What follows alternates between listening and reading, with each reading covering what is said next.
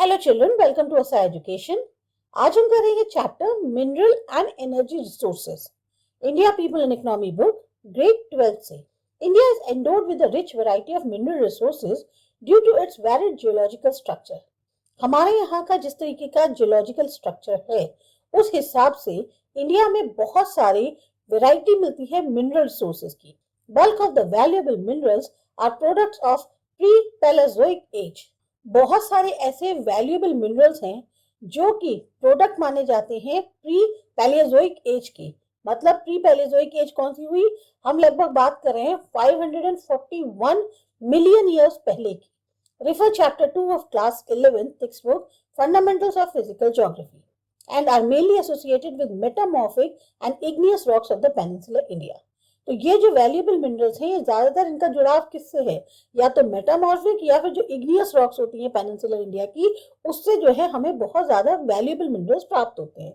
The vast alluvial plain tract of North India is devoid of minerals of economic use। जो हमारा इतना बड़ा मैदानी इलाका है, एल्यूवियल प्लेन है जो नॉर्दर्न इंडिया का, यहाँ सबसे बड़ी समस्या क्या है कि यहाँ पर जो इकोनॉमिक यूज में आ सके ऐसे मिनरल्स की कमी है। The mineral resources provide the country with the necessary base for industrial development। ये जो मिनरल रिसोर्सेज होते हैं, ये कंट्री को एक आधार देते हैं जो एक जरूरी होता है इंडस्ट्रियल डेवलपमेंट के लिए। In this chapter, we shall discuss the availability of various types of minerals and energy resources in the country। तो ये जो हमारा चैप्टर है, इसमें हम मेनली डिस्कस करेंगे किस किस तरीके के मिनरल्स और एनर्जी रिसोर्सेज हमारे इंडिया में पाए जाते हैं। सबसे पहले मिनरल होता क्या है? A mineral is a natural substance of organic और inorganic origin with definite and chemical physical properties. Mineral जो है वो एक अपने आप में नेचुरल सब्सटेंस है, प्राकृतिक तौर का उत्पन्न हुआ सब्सटेंस है, चाहे वो ऑर्गेनिक या इनऑर्गेनिक ओरिजिन का हो, उसका एक अपना डेफिनेट केमिकल और फिजिकल प्रॉपर्टीज होती हैं। Types of mineral resources. On the basis of the chemical and physical properties, minerals may be grouped under two main categories of metallics and non-metallics, which may be further classified as follows। Chemical और physical properties के आधार पर minerals को हम दो main categories में बांटते हैं, मेटालिक्स और नॉन मेटालिक्स की, और जिसको फिर हम क्लासिफाई कर सकते हैं और आगे की कैटेगरीज में। जैसे सबसे पहले मिनरल्स को हमने किस में भाग दिया? मेटालिक मिनरल और नॉन मेटालिक मिनरल। अब मेटालिक मिनरल में कौन कौन से आते हैं? फेरस और नॉन फेरस। फेरस में कौन कौन से आपके मिनरल्स आ गए? आयरन हो गया, मैंगनीज हो गया, और भी बहुत से हैं। इसी तरह से नॉन फेरस, फेरस मीन जिसमें जंग लग जाती है, नॉन फेरस कॉपर, बॉक्साइट। फिर अगर हम नॉन मेटालिक मिनरल्स की बात करें तो वो होते हैं फ्यूल मिनरल और other non metallics. Fuel mineral में आपके कोल, पेट्रोलियम, नेचुरल गैस आते हैं, जबकि नॉन मेटालिक्स में माइका, लाइमस्टोन, ग्रेफाइट, ये सब आते हैं। As it is clear from figure 7.1, metallic minerals are the source of metals। सबसे बड़ी बात जो है, जैसे हमने अभी फिगर 7.1 में देखा कि जो मेटालिक मिनरल्स होते हैं वो मेन सोर्स होते हैं मेटल्स के। Iron ore, copper, gold produce metal are included in this category. जो आयरन ओर है, कॉपर है, या जो गोल्ड है, ये मेटल देते हैं, इसलिए ये इस कैटेगरी में रखे गए हैं। Metallic minerals are further divided into ferrous and non ferrous metallic minerals. फिर हम इनको जो है सब डिवाइड करते हैं फेरस और नॉन फेरस मेटालिक मिनरल्स में। Ferrous as you know refers to iron, मतलब आयरन जो होती है, लोहा जो है, वो फेरस है। All those minerals which have iron content are ferrous, such as iron ore itself, and those which do not have iron content are non-ferrous, such as copper, bauxite, etc। Ferrous का मतलब हुआ हर वो minerals जिसमें iron का content होगा वो ferrous आएंगे। इसमें आयरन खुद भी, आयरन ओर जो है वो खुद भी आता है, और जिनमें आयरन का कंटेंट नहीं होता है वो आते हैं नॉन फेरस में। इसके एग्जांपल हो गए कॉपर, बॉक्साइट वगैरह। Non-metallic minerals are either organic in origin, such as fossil fuels known as mineral fuels, which are derived from the buried animals and plant life, such as coal and petroleum। अब non metallic minerals क्या होते हैं? इनका origin जो है वो either organic हो सकता है। ऑर्गेनिक का मतलब है फोसिल फ्यूल की तरह, जैसे कि हम इन्हें मिनरल फ्यूल्स के नाम से भी जानते हैं। ये किससे मिलते हैं? जो जानवर या जो पेड़ हैं, अगर वो खत्म हो जाते हैं और उसके बाद उनका जो एक लेफ्ट ओवर होता है, वो जो है क्या होता है, वो उसी के अंदर मिट्टी में वही दब दब के एक तरह से खत्म हो जाता है। उससे जो है बनते हैं कोल और petroleum. Other type of non metallic minerals are inorganic in origin such as mica, limestone and graphite etcetera. इसी तरीके से नॉन मेटालिक मिनरल्स इनऑर्गेनिक जो होते हैं ओरिजिन में, उसमें आते हैं आपके माइका, लाइमस्टोन, ग्रेफाइट वगैरह। मिनरल्स हैव सर्टेन कैरेक्टरिस्टिक्स, कुछ खास उनके कैरेक्टरिस्टिक्स होते हैं। These are unevenly distributed over space. ये जो है ज्यादातर एक जैसे समान तरीके से स्पेस में डिस्ट्रीब्यूटेड नहीं है। There is inverse relationship in quality and quantity of minerals. एक इनवर्स रिलेशनशिप जो है क्वालिटी और क्वांटिटी में जो है मिनरल्स की मानी जाती है, यानी कि good quality minerals are less in quantity as compare to the low quality minerals. अच्छी क्वालिटी के जो मिनरल्स हैं वो कम मात्रा में पाए जाते हैं बजाय लो क्वालिटी मिनरल्स की।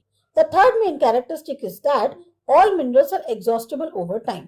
तीसरी मेन कैरेक्टरिस्टिक क्या है कि जितने भी मिनरल्स हैं ये समय के साथ एक तरह से खत्म हो जाएंगे। These take long to develop geologically and they cannot be replenished immediately at the time of need. इनको बनने में बहुत लंबा समय लगता है और ऐसा नहीं है कि जरूरत पड़ेगी तो ये एकदम से दोबारा फिर से उसी अवस्था में आपको या और ज्यादा मात्रा में मिल जाएंगे, ऐसा नहीं है। इनको बनने में बहुत समय लगता है। Thus they have to be conserved and not misused as they do not have the second crop. इसीलिए इनको संरक्षित करना जरूरी है, इनका गलत तरीके से इस्तेमाल करना नहीं होना चाहिए, क्योंकि हमें ये जो है दूसरे क्रॉप के रूप में या इमीडिएटली कि चलो एक फसल कट गई दोबारा तैयार हो जाएगी, ऐसे नहीं अवेलेबल होंगे। Agencies involve in the exploration of minerals in India, systematic surveying, prospecting and exploration for minerals is undertaken by the Geological Survey of India. अब हमारे यहाँ सिस्टमैटिक तौर पे जो सर्वे होता है, एक कहाँ मिनरल्स अवेलेबल है, एक्सप्लोर किए जाता है, ये सब करता है geological survey of India. Oil and natural gas commission, mineral exploration corporation limited, national mineral development corporation, Indian bureau of mines, Bharat gold mines limited, Hindustan copper limited, national aluminium company limited and the department of mining and geological in various states. तो ये सारी agencies जो हैं minerals को explore करने का काम करती हैं। Distribution of minerals in India. Most of the metallic minerals in India occur in the peninsular plateau region in the old crystalline rocks. ज्यादातर जो मेटालिक मिनरल्स हैं इंडिया के अंदर वो आपको पेनिनसुलर प्लेटू एरिया जो है, जो ओल्ड यानी कि पुरानी क्रिस्टलाइन रॉक्स है, वहां पर मिलेगा। Over 97% of the coal reserves occur in the valleys of Damodar, Son, Mahanadi and Godavari. 97% coal reserves आपको मिलेगा जो दामोदर, सोन, महानदी या गोदावरी की वैलीज है वहां पर। Petroleum reserves are located in the sedimentary basins of Assam, Gujarat and Mumbai High, that is offshore region in the Arabian Sea. अब petroleum reserves कहाँ मिल रहे हैं?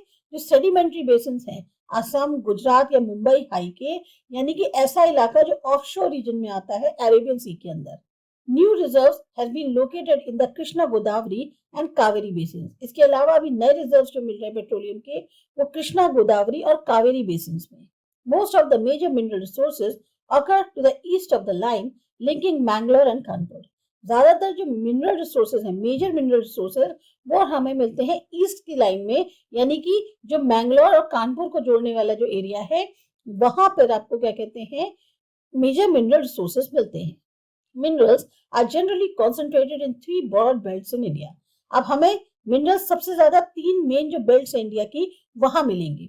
There may be some sporadic occurrences here and there in isolated pockets. हो सकता है कहीं इधर उधर भी आपको कुछ इलाकों में मिनरल्स मिल जाएं, पर मेनली जो आपको मिनरल्स मिलेंगे वो 3 जो मुख्य बेल्ट्स हैं इंडिया की वहां मिलेंगे। अब वो बेल्ट्स कौन कौन सी हैं? The northeastern plateau region.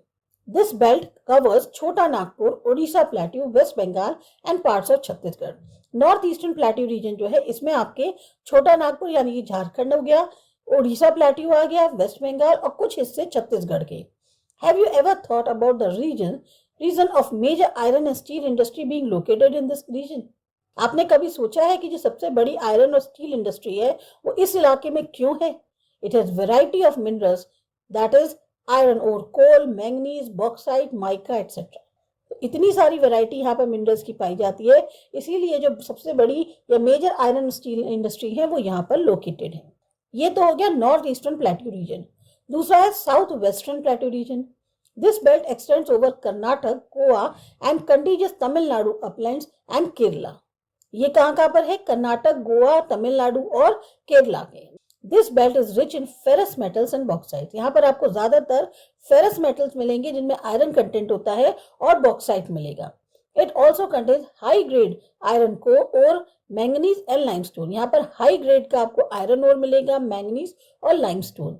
This belt packs in coal deposits except Neyveli lignite. ये जो बेल्ट है यहाँ पर आपको कोल डिपॉजिट्स मिलेंगे सिर्फ नेवेली लिग्नाइट छोड़ के। This belt does not have as diversified mineral deposits as the north eastern belt. यहाँ पे वैरायटी नहीं है आपको मिनरल डिपॉजिट्स की देखने को मिलेगी जैसे कि नॉर्थ ईस्टर्न बेल्ट में मिलती है। Kerala has deposits of monazite and thorium, bauxite, clay. Goa has iron ore deposits. जो केरला है वहां पर तो आपको मोनाजाइट और थोरियम के या बॉक्साइट क्ले मिलेगा, जबकि गोवा में आपको आयरन ओर डिपॉजिट्स मिलेंगे। फिर तीसरी बेल्ट आती है नॉर्थ वेस्टर्न रीजन की। This belt extends over Aravalli in Rajasthan and parts of Gujarat and minerals are associated with Dharwar system of rocks. अब ये जो बेल्ट है ये कहाँ तक चला रही है? अरावली राजस्थान और कुछ हिस्से गुजरात के। और जो मिनरल्स हैं उनका जुड़ाव जो है यहाँ पर धारवाड़ सिस्टम जो है रॉक्स के उनसे है। Copper, zinc have been major minerals. यहाँ पर कॉपर और जिंक मुख्यतः पाए जाते हैं। Rajasthan is rich in building stones, that is sandstones, granite, marble, gypsum and fuller's earth deposit are also extensive. तो राजस्थान जो है बिल्डिंग स्टोन्स में बहुत ज्यादा रिच है। सैंडस्टोन हो गया, ग्रेनाइट है, मार्बल है, जिप्सम है, या जो फुलर्स अर्थ के जो डिपॉजिट्स हैं और यहाँ पर इनकी भरमार है। Dolomite and limestone provide raw materials for cement industry. यहाँ पर डोलोमाइट और लाइमस्टोन मिलता है जो बेसिस है सीमेंट इंडस्ट्री का, यानी एक तरह से रॉ मटेरियल है सीमेंट इंडस्ट्री के लिए। Gujarat is known for its petroleum deposit. Gujarat petroleum deposits के लिए जाना जाता है। You may be knowing that Gujarat and Rajasthan both have rich sources of salt. चाहे गुजरात हो चाहे राजस्थान, दोनों में ही सॉल्ट के रिसोर्सेज सबसे ज्यादा है। The Himalayan belt is another mineral belt where copper, lead, zinc, cobalt and tungsten are known to occur. अब हिमालयन बेल्ट भी जो है मिनरल बेल्ट मानी जाती है। यहाँ पर आपको कॉपर, लेड, जिंक, कोबाल्ट और टंगस्टन मिलेंगे। They occur on both the eastern और वेस्टर्न पार्ट्स। दोनों ही साइड में है, ईस्टर्न पार्ट्स में भी और वेस्टर्न पार्ट्स में भी। Assam valley has mineral oil deposits. Assam में आपको ऑयल डिपॉजिट्स मिलेंगे, mineral oil deposits. Besides oil resources are also found in the offshore areas near Mumbai coast. इसी तरीके से ऑयल रिसोर्सेज आपको ऑफशोर एरिया में मिलेंगे मुंबई कोस्ट के, यानी मुंबई हाई जो है वहां पर। In the following pages you will find the special pattern of some of the important minerals. तो आपके जो बुक में एक मैप स्ट्रक्चर दिया हुआ है उसके अंदर आपको दिखाया गया है कि किस तरीके से इंपॉर्टेंट मिनरल्स कहाँ कहाँ पाए जाते हैं। अब बात करते हैं फेरस मिनरल की। Ferrous minerals such as iron ore, manganese, chromite, etc. provide a strong base for the development of metallurgical industries. जो फेरस मिनरल्स होते हैं जैसे कि आयरन ओर हो गया, मैंगनीज है, क्रोमाइट है, ये हमारे लिए एक बहुत स्ट्रॉन्ग आधार बनाते हैं जो मेटल से रिलेटेड इंडस्ट्रीज होती है उनके डेवलपमेंट के लिए। Our country is well placed in respect of ferrous minerals both in reserves and production. और हमारी कंट्री बहुत सही लोकेशन पे है फेरस मिनरल्स के पॉइंट ऑफ व्यू से कहा जाए, चाहे रिजर्व्स की बात करें या प्रोडक्शन की बात करें। Iron ore India is endowed with fairly abundant resources of iron ore. हमारे इंडिया में बहुत ज्यादा आयरन ओर के रिसोर्सेज हैं। It has the largest reserve of iron ore in Asia. सबसे बड़ा रिजर्व आयरन ओर का एशिया में है।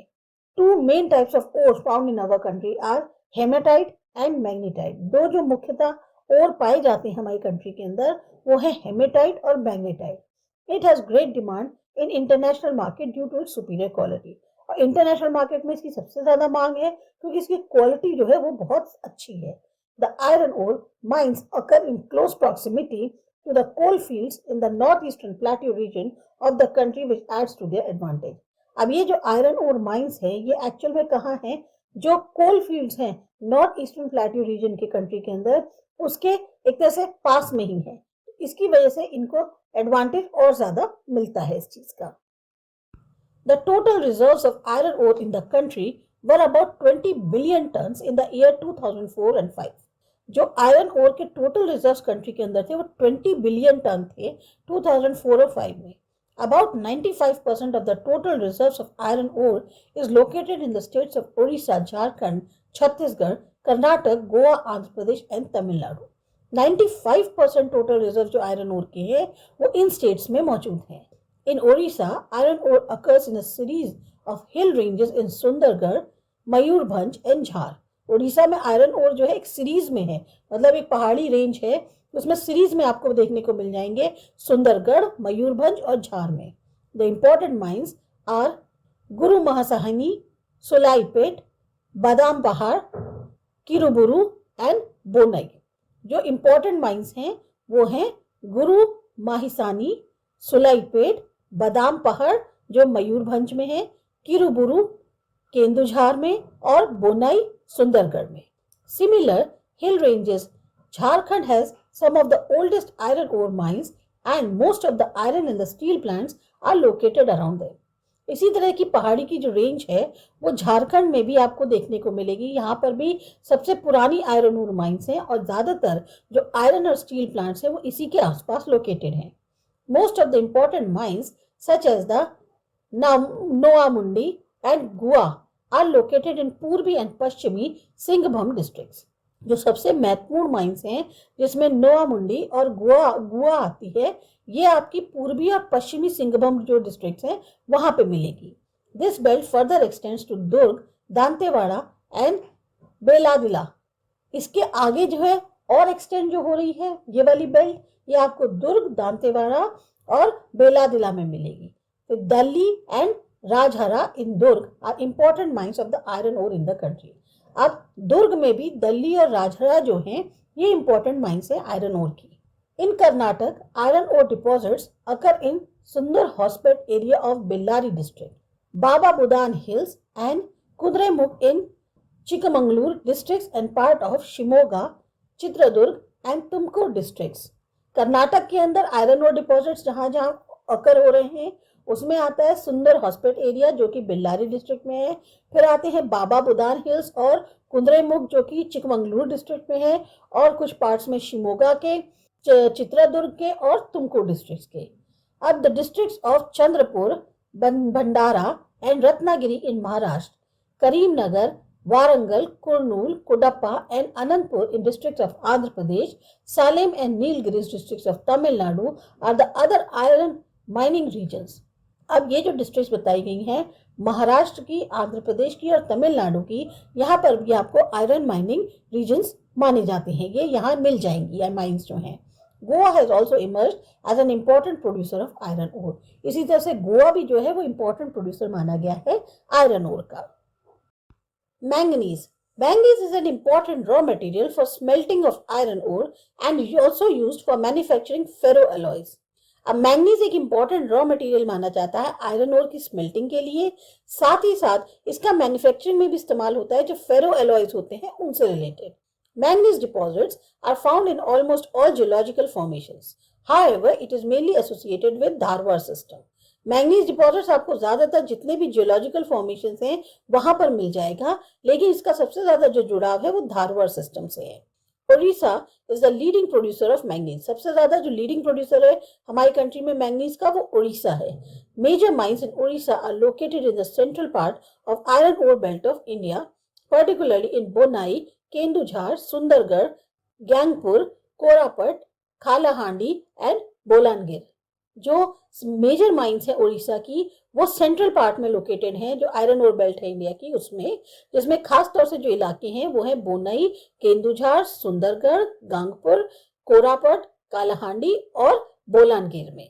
Karnataka is another major producer and here the mines are located in Dharwar, Bellary, Belgaum, north Kanara, Chikmagalur, Shimoga, Chitradurga and Tumkur.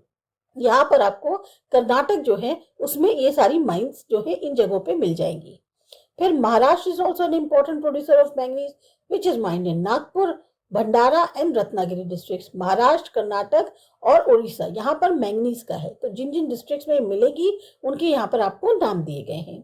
The disadvantage to these mines is that they are located far from steel plants. अब सबसे बड़ी जो समस्या है इन mines की कि ये जो स्टील प्लांट्स हैं उनसे ये काफी दूर है। The manganese belt of Madhya Pradesh extend in a belt in Balaghat, Chindwara, Nimar, Mandla and Jhabua districts. Manganese belt Madhya Pradesh की जो है वो इस डिस्ट्रिक्ट के बेल्ट में आती है। Andhra Pradesh, Goa and Jharkhand are other minor producers of manganese. तो इसी तरह से माइनर प्रोड्यूसर्स में जो आते हैं वो आंध्र प्रदेश, गोवा और झारखंड